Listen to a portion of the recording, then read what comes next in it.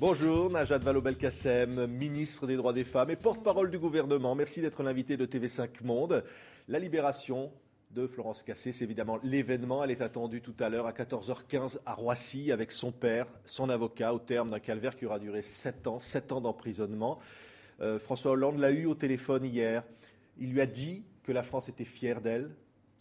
Oui, il lui a dit surtout à quel point la France, les Français l'ont soutenue pendant cette période. C'est une formidable nouvelle que cette décision de la Cour suprême du Mexique.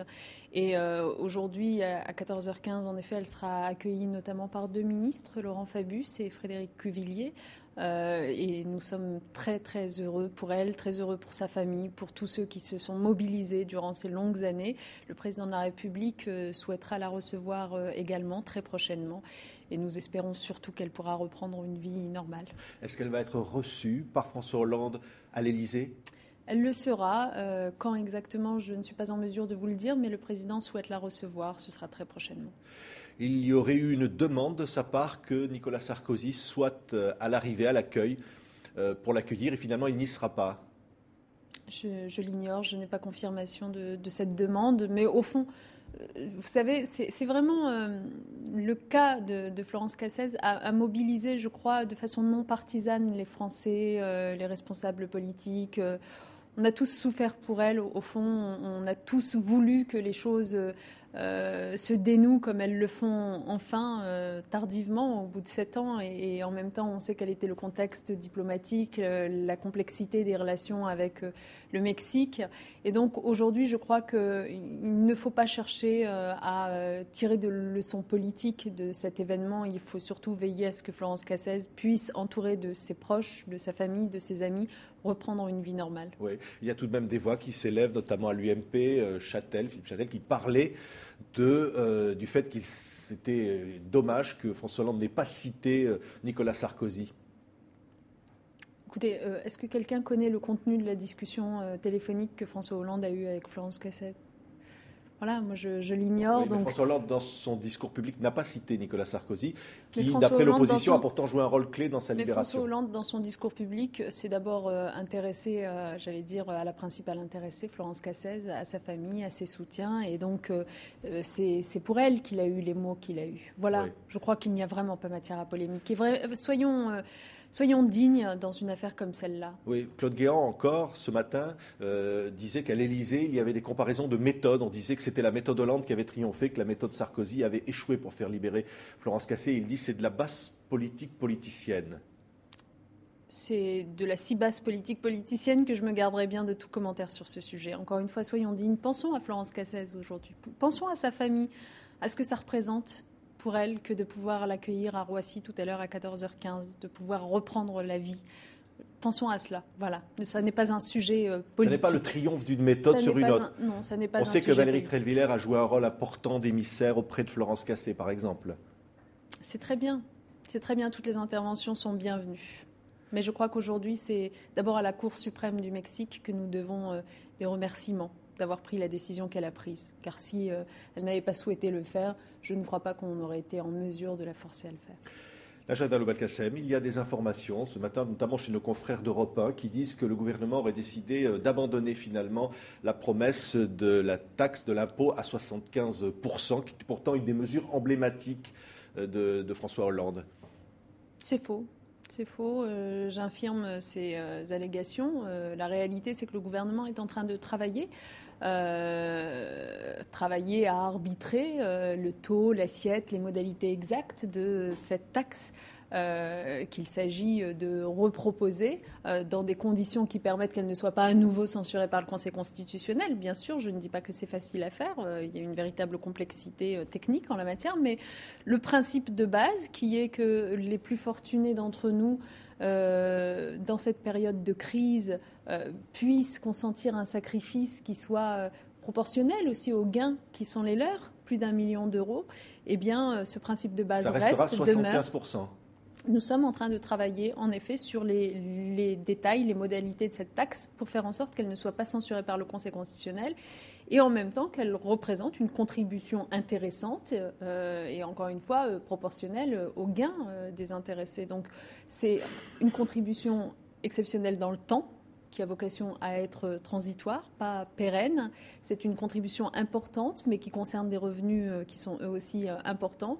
Et c'est au fond la participation de ceux qui ont le plus les moyens aujourd'hui à l'effort collectif qui est fourni par le pays, car tous les Français participent en cette période de crise. Le mariage pour tous, François Hollande va recevoir les opposants à ce projet de loi. Il va leur confirmer sa détermination, alors que l'opposition demande toujours, elle, au contraire, un référendum.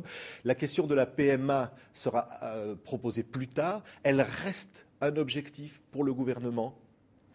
Oui, le gouvernement a souhaité dissocier les deux textes parce que dans le premier cas, au fond, il s'agit d'égalité des droits et d'ouvrir la possibilité d'accéder au mariage ou à l'adoption à des couples de même sexe, comme le font des couples hétérosexuels. Dans le deuxième cas, avec la PMA, se posent un certain nombre de questions, à la fois, j'allais dire, d'éthique et puis y compris techniques. Par exemple, la question du remboursement par la sécurité sociale de la PMA, jusqu'où on va? Est-ce qu'on considère que ça ne vaut que pour la fertilité médicale ou ce qu'on appelle la fertilité sociale lorsqu'il s'agit d'un couple de femmes? Ce sont des questions qui méritent d'être discutées dans un texte à part et c'est pour cela que nous l'avons introduit dans le cadre d'un texte. Et ce sera adopté plus tard. Mais c'est un souhait du gouvernement, évidemment, d'adopter cette ouverture de la procréation médicalement assistée aux couples de même sexe, oui. Donc aux couples de femmes. Pour parler des femmes à l'instant, dans Libération, vous signez une tribune sur la question du temps partiel et la place des femmes. Vous allez prendre des initiatives très claires sur ce sujet-là ? On a eu vraiment des négociations entre partenaires sociaux sur la sécurisation de l'emploi qui se sont bien passées, et notamment sur cette question-là du temps partiel subi, qu'il est à 80% par les femmes, et qui est une véritable problématique pour moi, parce qu'il explique la moitié, en réalité, de l'inégalité professionnelle entre femmes et hommes dans notre pays. Les femmes sont trop souvent dans le temps partiel subi. Et donc, il était essentiel pour moi qu'on puisse avancer sur leurs droits pour permettre à la fois que même en petit temps partiel, elles aient accès à des droits sociaux. C'est ce que apporte l'accord des partenaires sociaux. Et pour favoriser le passage des petits temps partiels à du temps presque complet. Donc, la fixation d'un seuil minimal horaire de 24 heures va dans le bon sens. Donc, aujourd'hui, reste branche par branche, propreté, commerce, grande distribution, à rentrer dans les détails de ces droits qu'on peut donner à ces femmes et puis de la façon dont on les fait passer en temps complet. Mais enfin, les principes de base ont été actés et je crois que c'est un grand progrès sur le front de l'égalité professionnelle. Un dernier commentaire, Bernard Arnault aurait placé l'essentiel de ses biens en Belgique, selon Libération, qui fait sa une aujourd'hui. C'est LVMH qui s'en va. C'est un des fleurons, le fleuron du luxe français qui risque finalement d'échapper et de s'installer sur le sol belge. Mais LVMH est LVMH parce qu'il est français. C'est ça qu'il faut comprendre, c'est qu'au fond, est-ce que cette marque aurait le même succès si elle ne charriait pas derrière elle le savoir-faire français, l'histoire, la culture, les traditions françaises? Je ne suis pas sûre. Donc je pense qu'aujourd'hui, les entreprises, vous savez, ça n'est pas qu'une histoire de fiscalité, c'est aussi une histoire de culture, une histoire de valeurs. Et je sais que pour un chef d'entreprise qui est parfois tenté de quitter le sol français pour des raisons d'optimisation fiscale, il y en a tellement qui sont attachés au pays qui est le leur et qui veulent y voir prospérer leur entreprise, et on peut faire prospérer son entreprise en France. Un tout dernier mot, très court. Renault, il n'y aura pas de chantage à la signature d'un accord de compétitivité, faute de quoi il y aurait des fermetures d'usines, comme cela est craint par les syndicats? La direction de Renault a démenti les propos qui lui ont été prêtés.